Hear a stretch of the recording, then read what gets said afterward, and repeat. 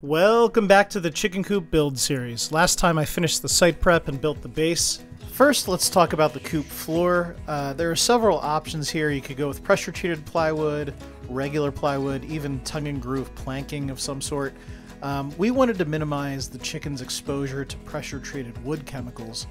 And yes, I realize they haven't used arsenic in pressure treated wood for like 20 years now, but still didn't want to go that route, so we're using Advantech subflooring instead.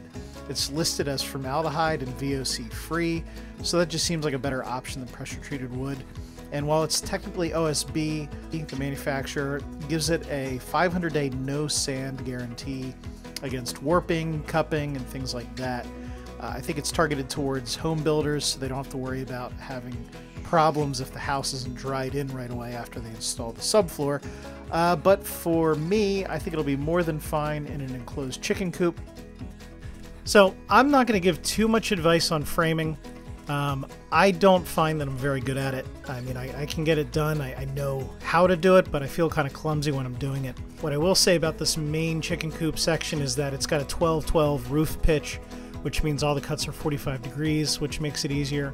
Obviously, when you frame walls for a coop or for a house or anything, you want to build them on as flat of a surface as possible. Like if I tried to build this in the grass, I'd be trying to get everything flat and lined up, and it would be a mess. So we're putting the end walls up first, followed by the side walls. Then it's on to the roof framing.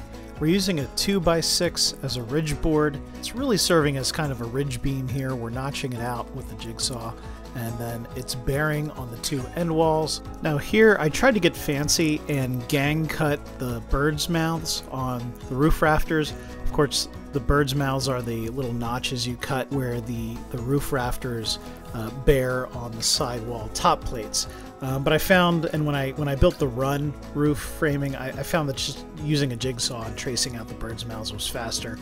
And you can see we're actually building some extensions on the ends to create eaves on the gable ends.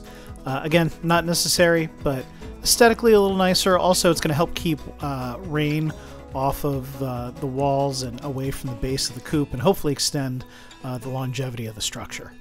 Alright, now we're getting ready for wall sheathing. My dad is installing some temporary cleats here so we don't have to hold the panels up while we nail them off. I'm using LP Smart Side panels that are around 3/8 inch thick and have a T111 style groove pattern on them and cedar texture.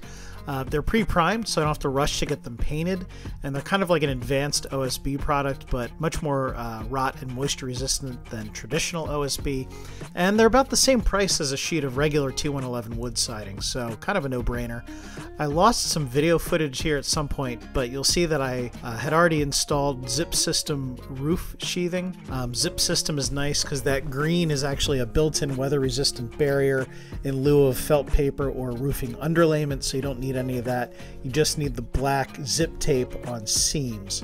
Now this is more expensive for sure than using regular OSB and regular underlayment or tar paper, but it gives you 6 months of weather exposure, so I don't have to rush to get the shingles on. And really the priority here is get the chickens out of the living room, so I will probably shingle the roof after the chickens already moved in, just because this stuff can handle it. So you pay a little bit more, but you get more flexibility, and when you're working on weekends like I am, buying yourself some time can really be worth it. Note that this green stuff here is 7/16 of an inch thick.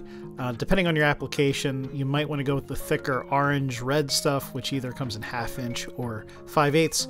But this is a chicken coop. I don't expect heavy loads on the roof, even if it snows a lot. So I went with the cheaper, thinner stuff for this application.